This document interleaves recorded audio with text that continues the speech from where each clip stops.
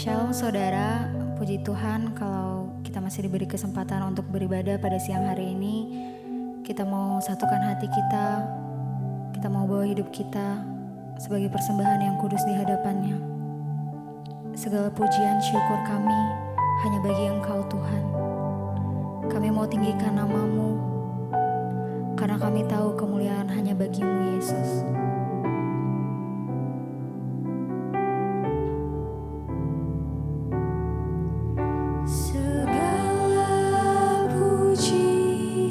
Syukur bagimu,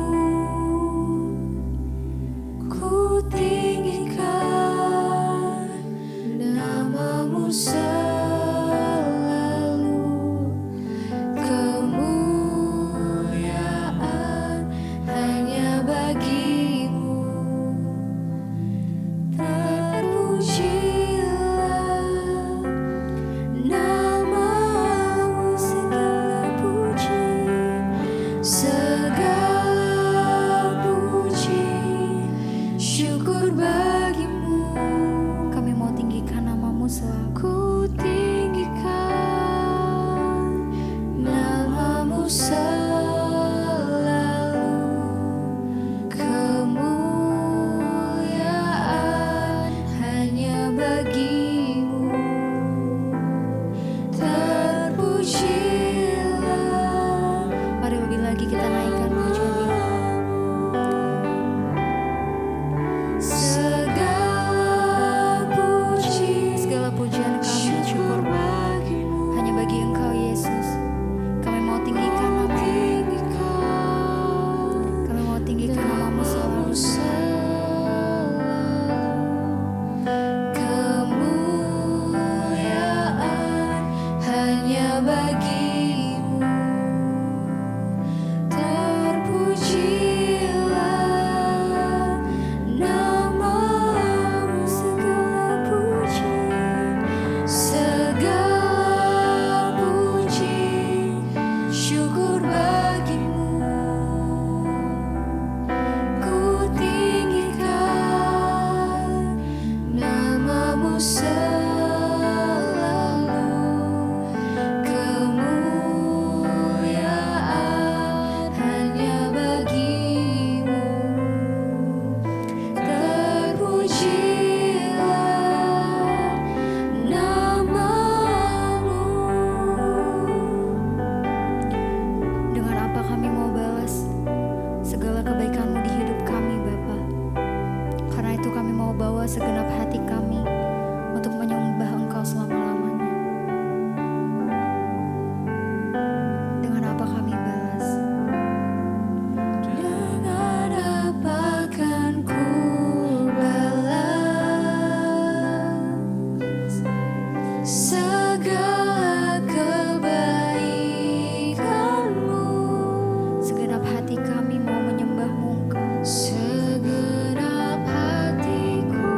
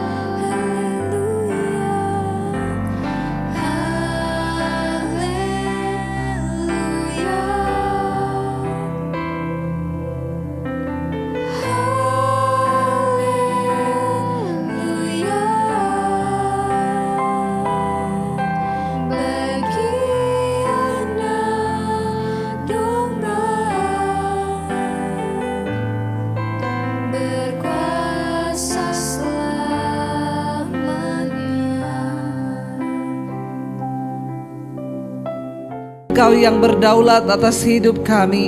Karena itu kerjakanlah setiap rencanamu atas hidup kami. Dan bawa kami ini Tuhan untuk seiring dengan rencana Tuhan dalam hidup kami. Urapi setiap kami datang pagi hari ini dengan hati yang terbuka bagi firman Tuhan. Tidak ada satupun yang menolak firman-Mu Bapa. Karena itulah yang terbaik bagi hidup kami. Berbicara, sampaikan isi hati-Mu. Urapi hamba-Mu yang tidak ada apa-apanya Tuhan. Kami percaya firman Tuhan mengubahkan hidup kami, mengubahkan karakter kami, mengubah nasib kami. Terima kasih Bapa, di dalam nama Tuhan Yesus. Yang percaya Tuhan memberkati kita, katakan bersama amin. Tepuk tangan buat Tuhan Yesus. Silahkan duduk Bapak Ibu, Shalom. Selamat pagi, apa kabar? Luar biasa ya, kita tetap mau berkata kita punya Tuhan yang luar biasa. Iya Bapak Ibu, tema firman Tuhan seperti yang disampaikan Bapak Gembala tadi adalah iman yang menggerakkan kepedulian. Memang harusnya iman kita itu bertumbuh, katakan amin, bertumbuh ya. Iman itu tidak statis, tidak berhenti tetapi bertumbuh. Nah iman yang bertumbuh, iman yang dewasa itu adalah iman yang mengubahkan hidup seseorang.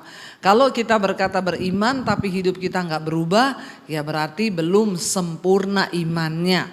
Ya, nah hari ini kita belajar tentang iman yang menggerakkan kepedulian. Harusnya orang Kristen yang sudah bertumbuh dalam iman, dia punya rasa kepedulian yang tinggi ya. Jadi tidak masa bodoh. Kalau ada orang berkata Kristen tapi hidupnya masa bodoh, jadi suami masa bodoh, jadi istri masa bodoh, jadi anak masa bodoh. Lah ini saudara perlu ya dibaptis ulang 15 menit.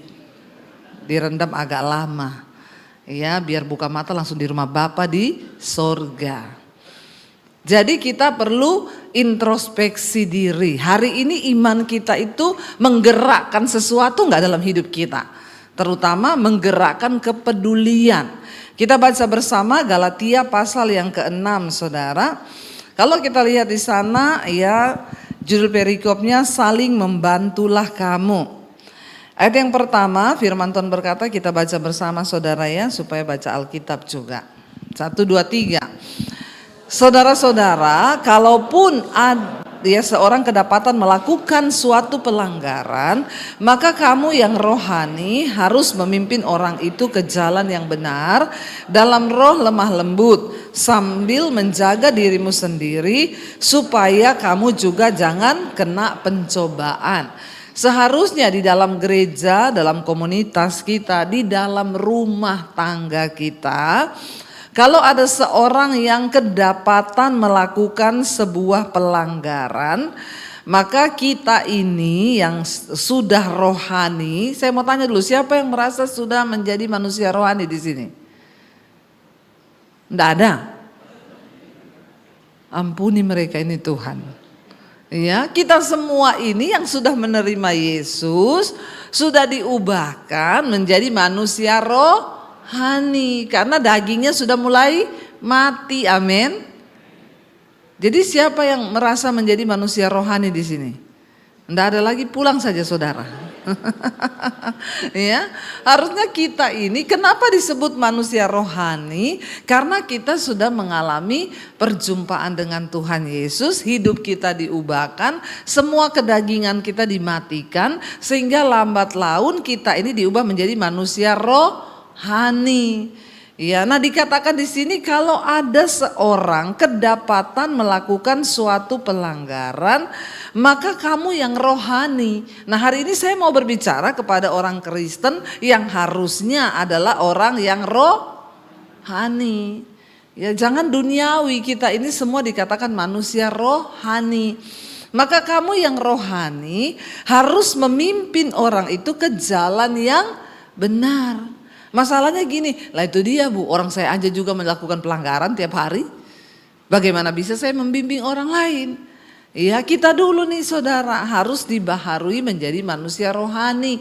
Setelah kita menjadi manusia rohani, barulah kita bisa membimbing orang lain. Nah, saya berdoa nih jemaat-jemaat ini biar menjadi manusia rohani. Sebagai seorang ayah dalam keluarga, engkau harus membimbing anak-anakmu menjadi manusia rohani. Tapi kalau ayahnya aja belum rohani, terus bagaimana memimpin anaknya dan istrinya menjadi rohani? Yang ada jadi rohana. Ya. Jadi kita bertobat dulu kita nih sendiri nih Bapak Ibu. Ya gak mungkin kita bisa membimbing orang, anak. Kita nih semua dipanggil menjadi hamba Tuhan loh. Menjadi gembala. Bukan gembala di gereja. Tapi gembala dalam kehidupan kita sehari-hari. Kita harus menggembalakan anak kita, cucu kita. Amin. Ya, orang-orang yang belum bertobat. Kita nih semua terpanggil menjadi hamba Tuhan. Menjadi gembala,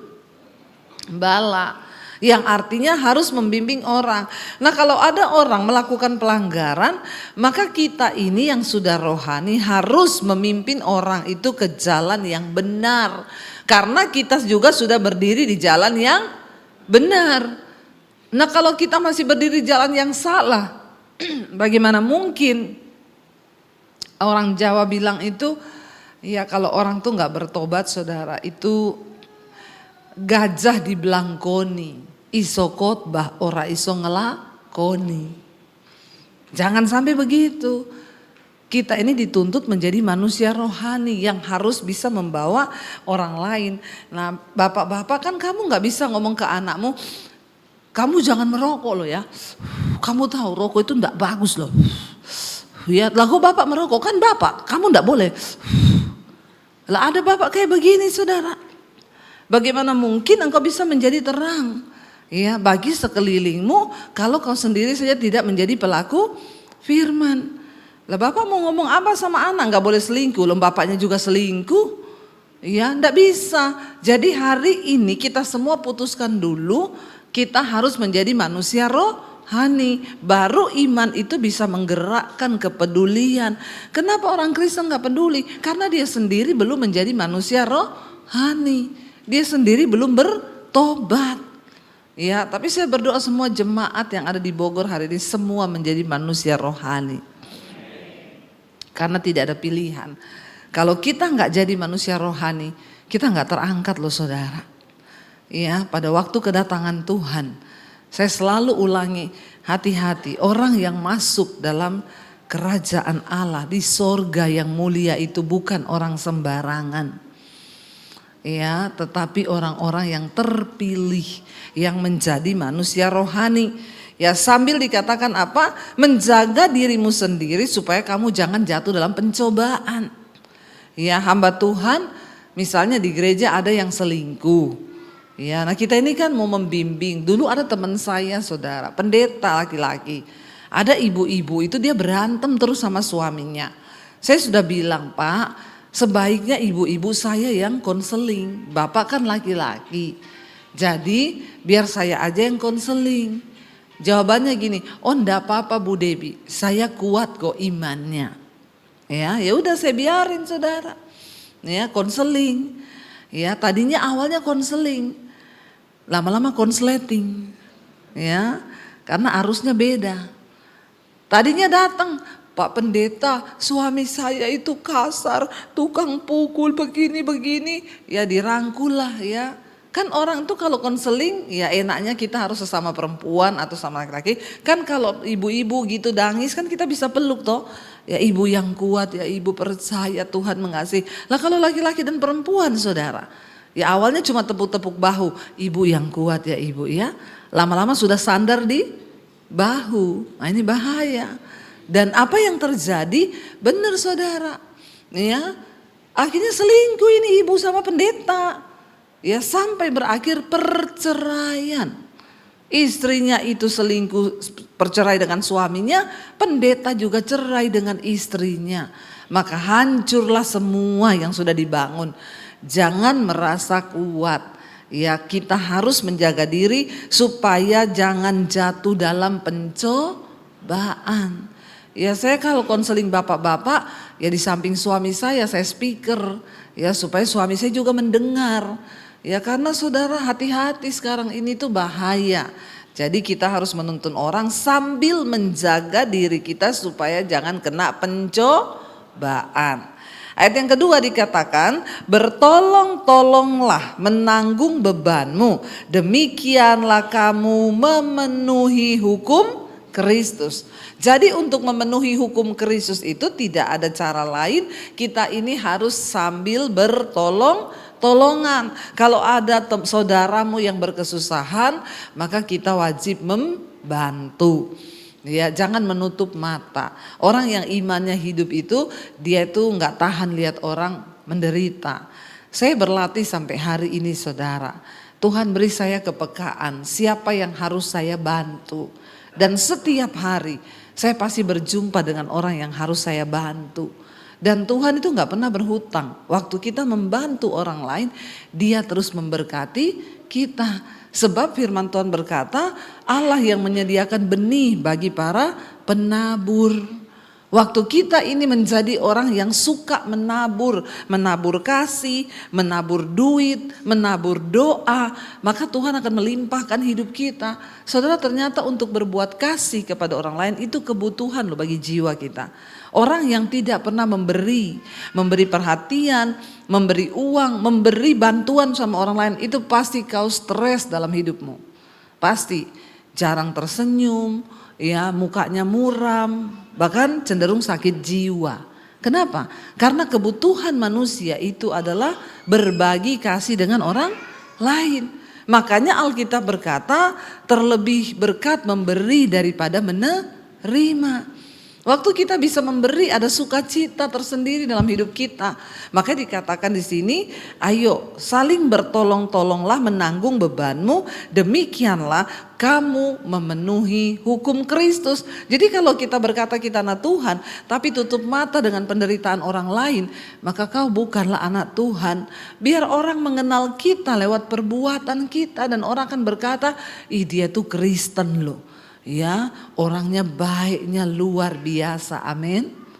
Ya, itu harus terjadi dalam hidup kita.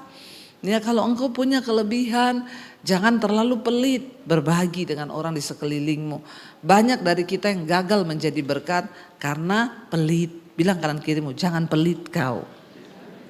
Ya, bertolong-tolonglah menanggung bebanmu. Ya, ayat yang ketiga berkata, baca bersama. Ya, kalau dikatakan ayat 3, sebab kalau seorang menyangka bahwa ia berarti, padahal ia sama sekali tidak berarti, ia menipu dirinya sendiri. Banyak orang yang kepedean, merasa bahwa dia itu berarti banget, padahal pelitnya setengah mati. Ya, kau menipu diri, ndak usah menipu diri saudara. Ya, biar orang lain merasakan hidup kita. Jangan menyangka atau merasa kepedean ya, sebab kalau seorang menyangka bahwa ia berarti padahal ia sama sekali tidak berarti, maka ia menipu diri. Nah, banyak orang Kristen itu suka menipu diri, merasa paling berarti. Ya, di dalam dirinya itu merasa paling berarti, kasih kolekta aja 2.000. Maaf. Saya nggak bicara tentang nilai, tapi saya bicara tentang sikap hati saudara. Sering kali ada orang-orang yang dia itu buat apa tuh rela keluarin uang banyak. Tapi ke gereja ngasihnya 2.000, 5.000, masih ada di sini, bertobat kau. Tidak mungkin hidupmu diberkati. Ya, saya nggak bicara kalau saudara miskin. Kalau memang saudara hanya punya 1.000 dan tinggal itu pemberian terbaik di mata Tuhan.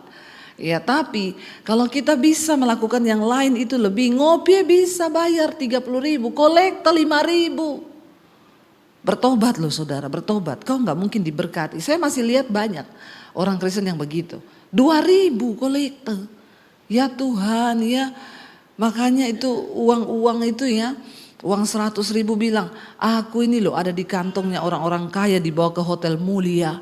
Uang 50.000 aku di mall-mall. Uang 2.000 aku di sorga. Kenapa? Tiap minggu di kantong kolekte. Bertobat nih orang Kristen.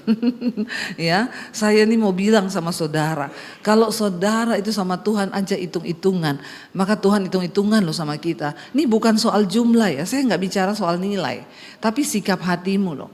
Ya, sampai saya pernah mau pelayanan tuh di kota naik Grab ya zaman dulu. Sopir Grabnya kasih saya kembalian, sopir taksinya kasih saya kembalian. Uang 1.000, 2.000. Saya bilang, Mas kenapa sih dikembaliin uang kecil-kecil receh-receh begini? Loh ibu, biasanya orang Kristen itu kalau ke gereja minta tuker duit yang kecil, katanya buat kolekte. Oh Tuhan Yesus, sampai sopir taksi aja tahu loh. Orang Kristen kalau naik taksi minta tukeran duit.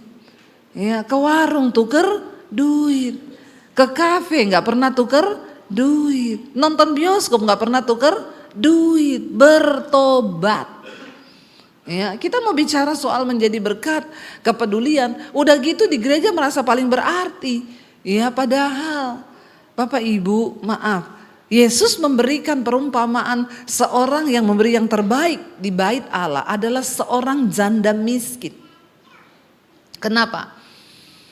Banyak yang ngasih dolar banyak di situ. Tapi Yesus bilang, dari semua orang yang memberi ini, persembahan terbesar itu yang beri hanya uang receh kepingan dari seorang janda miskin. Lalu murid-murid tanya, loh Tuhan kan banyak yang ngasih lebih besar dari itu. Mereka memberi dari kelebihan. Tapi janda miskin ini, dia beri semua yang dia miliki, tinggal itu. Dia persembahkan itu. Dan Tuhan itu melihat hati. Ya saya tidak bicara soal nilai, tapi sikap hati. Karena Tuhan melihat sikap hati.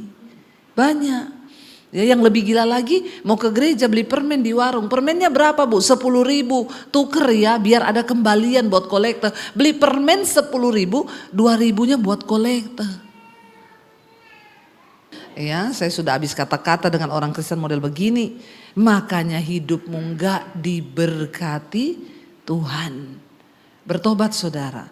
Kita ini datang seminggu sekali ke gereja. Ya, bawalah persembahan yang terbaik yang sudah kau tata ya dari rumah, kau persembahkan untuk Tuhan. Itu uang yang baru, yang terbaik yang kau punya. Segala sesuatu yang kau lakukan dengan iman itu pasti mendatangkan berkat. Amin saudara.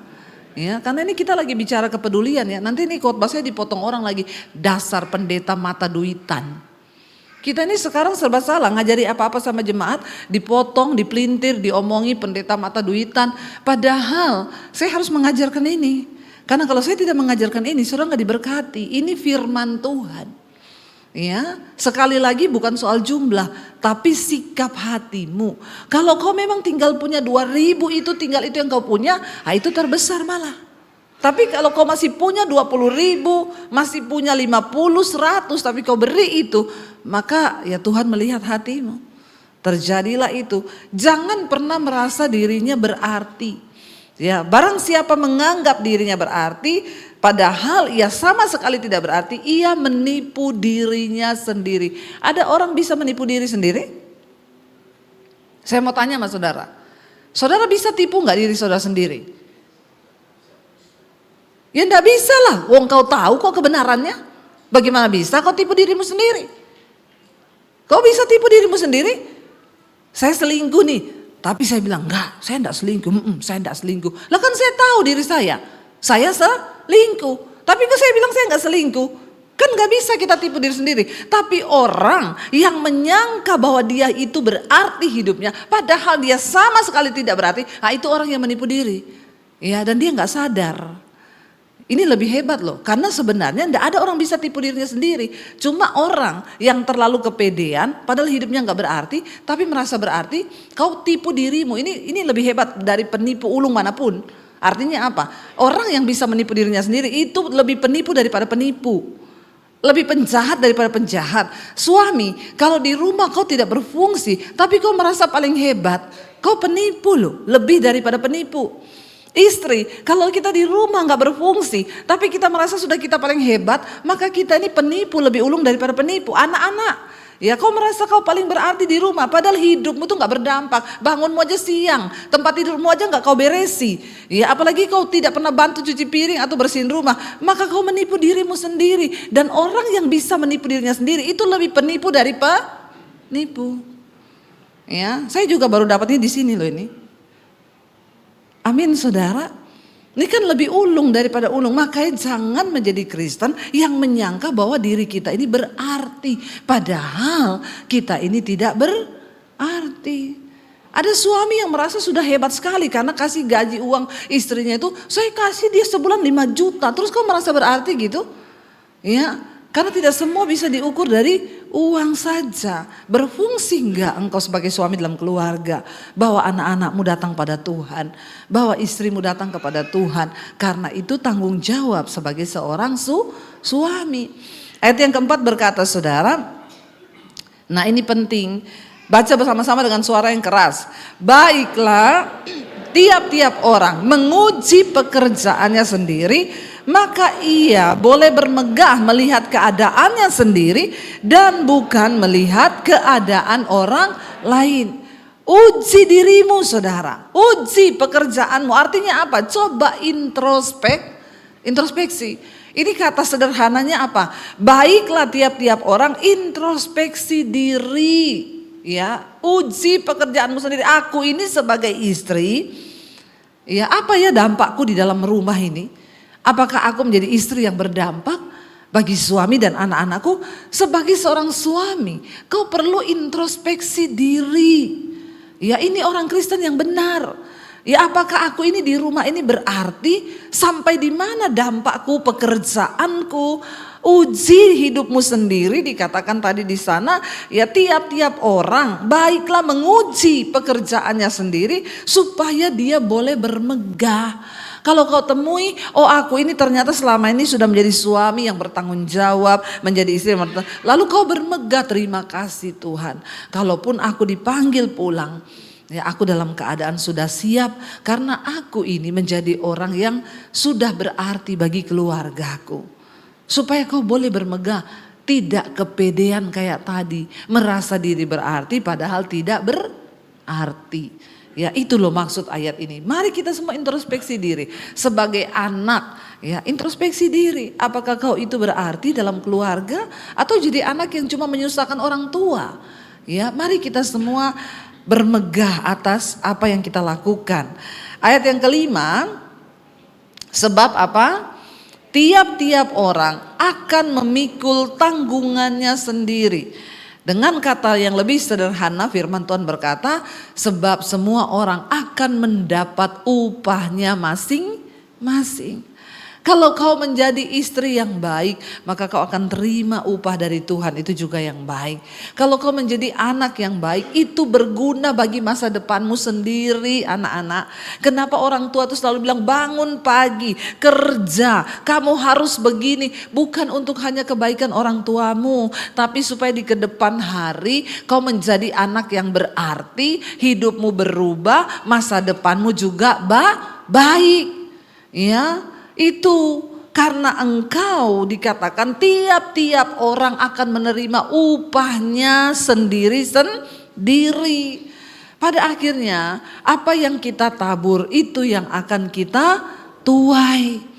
Kalau kita menabur kebaikan maka kita sendirilah yang akan menuai kebaikan.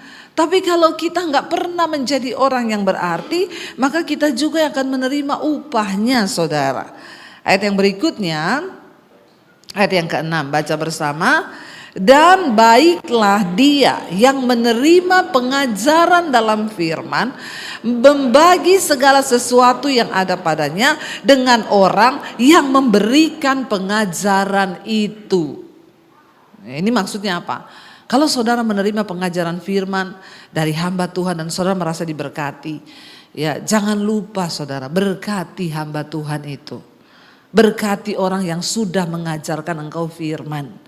Ya, saya tidak suruh saudara memberkati saya, tidak usah. Ya, berkati hamba-hamba Tuhan yang ada di tempat ini. Ya, saya pun mengucap syukur saudara. Jadi jangan iri kalau melihat ada hamba Tuhan diberkati. Karena memang firman Tuhan mengajarkan demikian. Ya, jangan bilang Ibu Debbie itu enak ya. Kemana-mana kok ya gini ya, kok kemana-mana ya jangan heran. Ya saya pergi ke luar negeri ada yang bayari tiket, sampai sana ada yang siapin fasilitas, ada yang ngajak makan. Kenapa? Mereka berkata Bu, Kami ini mengalami perubahan hidup karena firman Tuhan yang ibu ajarkan. Jadi kami rindu untuk berbagi. Ya, memang seperti itu firman Tuhan bilang. Karena ini Alkitab yang suruh. Ini ayat gak saya pilih ya, ini ayat dari gereja hari ini. Yang ngasih Pak Kondrat. Ya, dikatakan di sana ya, dan baiklah dia yang menerima pengajaran dalam firman, membagi segala sesuatu yang ada padanya dengan orang yang memberikan pengajaran itu, saudara. Ya, saya bersyukur banyak orang memperhatikan saya, orang-orang yang mengerti kebenaran, yang tahu firman Tuhan. Ya, yang ibu ya, saya pengen berbagi dengan ibu. Saya saudara kalau siaran di mesbah doa, saya batuk saja. Besok udah datang vitamin dari Australia, dari Amerika, dikirim ke rumah. Sudah datang madu, ibu ndak boleh sakit ya, ibu harus tetap sehat. Minum ini. Saya bilang lama-lama saya buka apotek ini. Tapi puji Tuhan, berarti jemaat mengerti firman Tuhan. Ya, selalu ingat, Bu, ini saya lagi panen ini, saya kirim ya ke rumah ibu, minta alamat. Ya memang seperti itu. Jadi jangan iri kalau lihat hamba Tuhan itu diberkati. Ya, sebab kalau banyak orang yang merasa diberkati dengan pelayanannya, ya sebaliknya hamba Tuhannya juga enggak usah minta-minta. Ya, apalagi menodong jemaat. Ada yang siaran di TikTok kan, ini orang-orang sudah dengar firman saya, tidak mau kasih bintang sama saya, kasih dong duit buat saya. Nah, ini hamba setan. Ya, bukan hamba Tuhan. Karena seorang hamba Tuhan itu tidak usah merekayasa. Kalau dari Tuhan orang merasa terberkati lewat firman-Mu, lah dia pasti otomatis digerakkan oleh ya Tuhan sendiri. Kita nggak usah ngomong, kita nggak usah ya nodong jemaat harus begini, harus begitu. Nggak perlu, saudara. Tuhan itu tidak perlu direkayasa. Sebab semua itu berbicara tentang perkenanan Tuhan. Kalau kita hamba Tuhan hidup benar, kita nggak perlu minta, maka orang akan mencukupi. Makanya kalau ada orang saudara hamba Tuhan datang, Bu Debbie saya ini butuh, saya buka gereja tapi berat sekarang begini untuk sewa aja nggak bisa. Saya bilang kau berdoa. Apa Tuhan yang suruh kau buka gereja? Karena kalau Tuhan yang suruh, kau tidak perlu minta-minta. Sebab ada perkenanan Tuhan atas hidupmu. Tapi kalau kau sampai minta-minta, merendahkan diri, apalagi mempermalukan Tuhan, itu bukan pekerjaan Tuhan. Mungkin dagingmu sendiri yang kepengen. Karena tidak semua pelayanan itu berasal dari Tuhan. Banyak yang timbul dari hawa nafsu.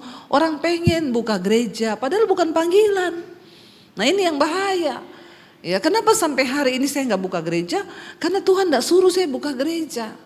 Ya, banyak yang bilang, Bu sudah waktunya. Memang kalau dipikir secara talenta, karunia, ya saya bisa buka gereja. Jemaatnya banyak nggak? Pasti banyak. Kalau saya buka di Bogor, pindah semua apa ke gereja saya. Ya, tapi kan apakah itu Tuhan suruh atau kita yang mau? Nah sebagai hamba Tuhan pun ya kita jangan memanfaatkan firman untuk kepentingan diri kita. Ya enggak boleh, apalagi pakai ayat ini. Kamu denger ya, ini ayat lo yang ngomong. Saya ini kan tiap hari khotbah nih. Ya kamu harus bagi segala sesuatu yang ada pada saya. Mobilmu 2 kasih saya 1. Wah ini ya. Ada juga yang begini saudara, ini merusak ini. Ya, tapi saudara kita harus melakukannya semua berdasarkan perkenanan Tuhan. Ayat 7 berkata, baca bersama. Jangan sesat, Allah tidak membiarkan dirinya dipermainkan. Karena apa yang ditabur orang, itu juga yang akan dituainya. Benar kan saya bilang? Jangan sesat. Ya, banyak yang sesat akhirnya ya bawa nama Tuhan. Ya sebaliknya juga, ayo kita ingat Bapak Ibu, apa yang ditabur orang itu juga yang akan dituainya. Allah itu tidak membiarkan dirinya dipermainkan. Sekarang banyak orang memakai nama Tuhan untuk mempermainkan nama Tuhan. Hati-hati ya, ini sesat dan Tuhan itu tidak berdiam diri loh. Semua kita harus memberikan pertanggungan jawab di hadapan Tuhan dan ingat kalau kita menabur kebaikan maka kita akan menuai kebaikan. Ya, kalau kita menabur ya dosa maka kita akan menuai badai. Di hidup ini begitu aja. Ya bapak-bapak, kalau kau rajin melakukan kebenaran, maka pekerjaanmu diberkati, rumah tanggamu diberkati. Tapi kalau kau tidak melakukan kebenaran, ya kutuk yang akan kau terima. Sebab apa yang ditabur orang, itu juga yang akan dituainya. Ayat yang berikutnya, ayat 8, sebab barang siapa menabur dalam dagingnya, ia akan menuai kebinasaan dari dagingnya. Tetapi barang siapa menabur dalam roh, ia akan menuai hidup yang kekal dari roh itu. Hati-hati, orang yang terus hidup melakukan keinginan daging, kebinasaan ujungnya. Kematian kekal, kebinasaan. Tetapi kalau kita melakukan sesuatu dari roh yang baik, ya, karena kita tahu keinginan daging itu percabulan, kenajisan, hawa nafsu, iri hati, kebencian, dendam, amarah, pertikaian, percederaan, roh pemecah belah. Semua rupa-rupa kejahatan ada dalam daging kita. Sebaliknya buah roh itu apa? Kasih, sukacita, damai sejahtera, kebaikan, kemurahan, kelemah lembutan, penguasaan diri, kesabaran. Tidak ada hukum yang menentang hal itu. Nah, kalau kita melakukan hal-hal yang dari roh ini, maka kita akan menuai hidup yang kekal dari roh itu. Tapi kalau kita tiap hari melakukan keinginan daging, maka kebinasaanlah yang akan kita dapatkan, ya. Ayat yang ke-9 baca bersama.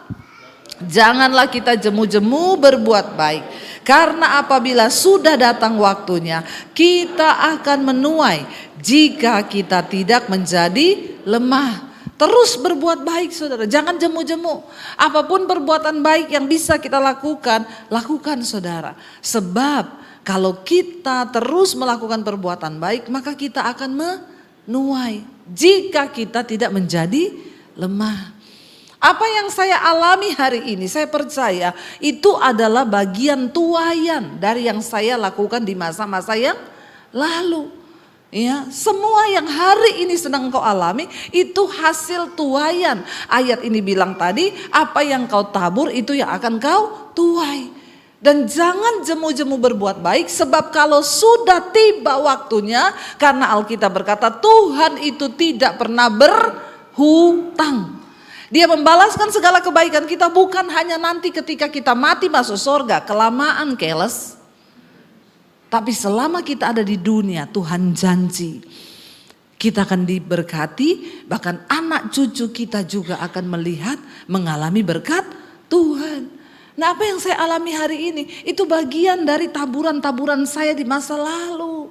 Ya, tidak ada saudara orang dapat sesuatu itu ya seperti undian. Hukum tabur tuai ini adalah hukum Allah dan hukum alam. Saudara tanam jagung, ya saudara akan menuai jagung. Kalau kau cuma duduk-duduk terus kau lihat, enak banget itu tetangga ya, petik mangga dia. Kenapa dia petik mangga? Karena dia nanam mangga. Lah kau kepengen metik juga, maling. Ya, manjat tembok, ngambil mangga orang. Itu enggak benar. Ya, apa yang ditabur itu akan dituai. Dan teruslah menabur kebaikan. Kalau kau tidak menjadi lemah, satu saat kau akan menuai itu. Karena Alkitab bilang roti yang kau lempar ke dalam air, pertama waktu kau lempar roti itu tenggelam. Tapi engkau akan menemukannya sesaat berapa lama kemudian dia akan muncul kembali. Artinya apa? Semua taburan kebaikanmu tidak akan pernah hilang di mata Tuhan. Ya, mungkin ketika kita melakukan kebaikan yang kita dapat adalah orang balas jahat. Saya dengan suami berapa kali udah rintis gereja, begitu udah banyak kami ditendang, dibuang begitu saja. Berapa kali kami alami di dalam kehidupan kami pelayanan. Tapi tetaplah menabur kebaikan.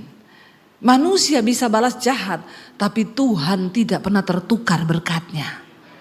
Tuhan itu gak pernah bisa dibohongi. Manusia bisa bohongi kita. Makanya kau gak usah kepahitan.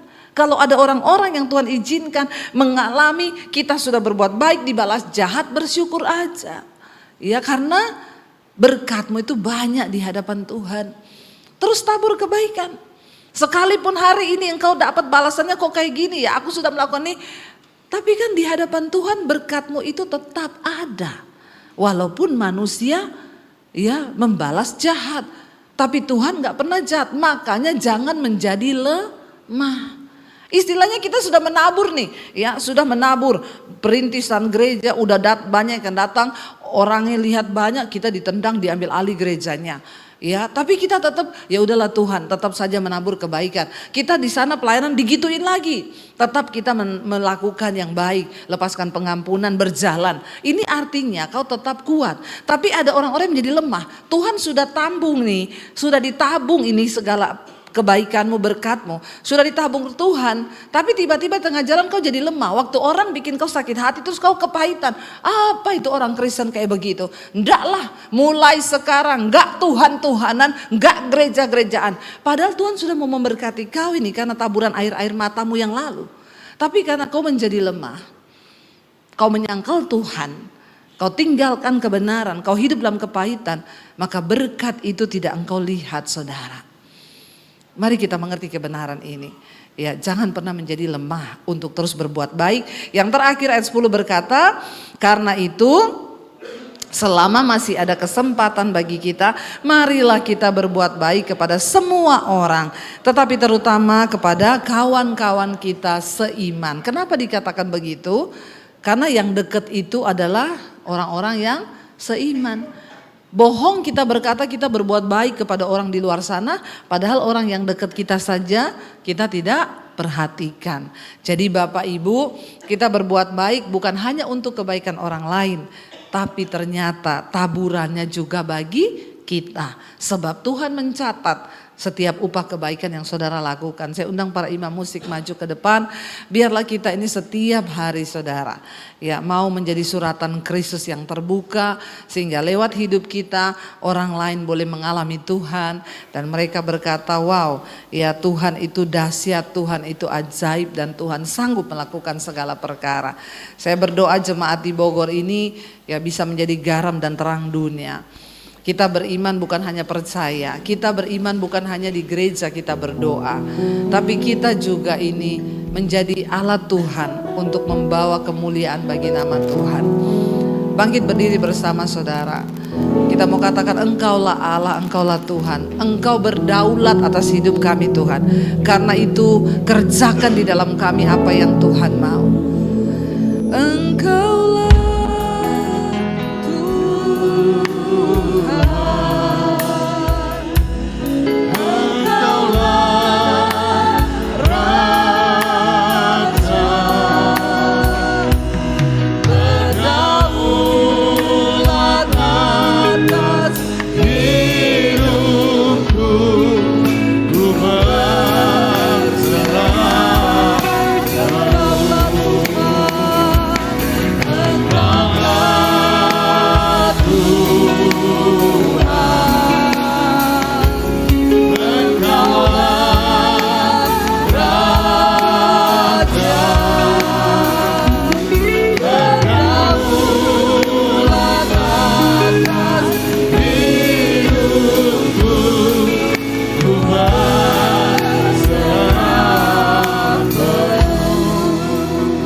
kita tutup mata dalam hadirat Tuhan saudara. Hari ini katakan Tuhan, Engkau berdaulat atas hidup kami. Kami berdoa, ambil alih seluruh hidup kami Tuhan. Kendalikan kami dengan firman-Mu Tuhan. Hari ini kami berserah total kepada Tuhan. Karena ketika kami ini melakukan kebenaran dan kebaikan, kami sendiri juga yang akan menuainya di kemudian hari. Kami tidak ingin terus menabur di dalam kedagingan yang akan membawa kami kepada kebinasaan kekal. Karena hidup ini bukan soal di dunia ini saja. Ada kehidupan setelah kematian, dan itu adalah kehidupan yang sesungguhnya. Dan upah apa yang akan saudara bawa setelah kematian adalah upah taburanmu selama engkau ada di dunia ini. Karena itu hari ini Tuhan, Engkau lihat setiap kami. Kalau ada yang masih terikat dengan kenajisan, percabulan, amarah, emosi, bahkan kekecewaan, kepahitan, kami mau belajar melepaskan semua itu. Karena kami tahu itu adalah perbuatan daging yang membawa kami menemui kebinasaan. Tapi hari ini kami berdoa, biar Roh Kudus-Mu menguasai hidup kami. supaya kami berbuah di dalam roh. Ada kasih, sukacita, kesabaran, kemurahan, kelemah lembutan, penguasaan diri. Dan biarlah semua itu yang menguasai hidup kami Tuhan. Tolong kami Bapa, ubahkan kami Tuhan. Sebagai suami-suami, biarlah para suami menjadi dampak di dalam keluarga. Menjadi imam yang baik yang membawa istri anak-anaknya datang kepada Tuhan. Sebagai istri kami mau menjadi penolong. Sebagai anak-anak, pakai anak-anak muda untuk menjadi berkat dalam keluarga dan rumah tangga. Supaya ketika kami satu saat menghadap Tuhan, kami membawa upah yang sudah kami lakukan di dunia ini Bapa. Kami juga percaya satu hal, ketika kami terus melakukan kebaikan, kami akan menuai. Itu janji firman Tuhan. Engkau akan menuai saudara, jika engkau tidak menjadi lemah. Mari pastikan iman kita hari-hari ini tetap kuat di dalam Tuhan. Supaya kita sabar menantikan tuaian berkat itu. Cepat atau lambat Tuhan yang tahu waktunya. Tapi pastikan hidup kita tetap berbuah di dalam kebaikan. Iman kita tetap berbuah kebaikan. Melepaskan berkat atas bangsa dan negara kami Tuhan. Kami sungguh-sungguh berdoa bagi bangsa Indonesia. Kami berdoa minta Tuhan pegang kendali atas bangsa kami. Luputkan bangsa ini Tuhan dari bencana-bencana yang besar yang akan terjadi. Kami tahu Tuhan yang pegang kendali. Biarlah Tuhan kami bersama-sama merendahkan diri, mencari wajah-Mu, berdoa, meninggalkan jalan-jalan kami yang jahat. Dan Tuhan berjanji akan mendengar doa dan seruan kami dan akan meluputkan bahkan memulihkan negeri kami ya Tuhan. Kami berdoa buat bangsa Indonesia. Terima kasih Engkau memberkati terus Bapak Presiden Jokowi Tuhan. Apa yang sudah Dia perbuat bagi bangsa ini, bagaimana jasa-jasanya Tuhan membalaskan. Bahkan ampuni bangsa ini kalau ada pelanggaran, ada hal-hal yang tidak sesuai, Tuhan mengampuni. Bagian kami adalah memberkati bangsa ini dan bukan mengutuk Tuhan. Kami berdoa di dalam nama Tuhan Yesus. Berkati Tuhan juga di dalam perjalanan untuk penyerahan peralihan pemerintahan kepada presiden yang baru. Kami berdoa, jauhkan bangsa ini dari kekacauan, pemberontakan, kerusuhan. Kami tolak, patahkan, hancurkan dalam nama Tuhan Yesus. Engkau pegang kendali atas bangsa ini. Jika bukan Tuhan yang berjaga-jaga atas bangsa kami, maka sia-sialah usaha para penjaga. Kami tahu tangan Tuhan yang kuat mencengkeram bangsa ini. Engkau mendengarkan doa-doa kami anak-anak-Mu yang berseru di atas bangsa ini Tuhan. Selamatkan bangsa kami. Biarlah Tuhan Engkau jagai bangsa ini, perekonomiannya. Engkau jagai Tuhan tanahnya, airnya, semuanya diberkati Tuhan. Bahkan Indonesia boleh menjadi berkat bagi bangsa-bangsa yang lain. Yang terutama kami berdoa hujan pertobatan tercurah atas bangsa kami dari Sabang sampai Merauke. Terima kasih Bapak. Mari buka hati dan tanganmu saudara.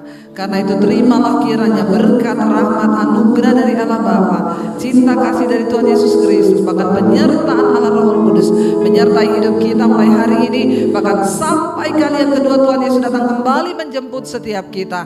Nama kita tercatat di dalam kitab kehidupan. Dalam nama Tuhan Yesus yang percaya diberkati Tuhan, katakan bersama. Amin. Amin. Tuhan memberkati. Kau yang pegang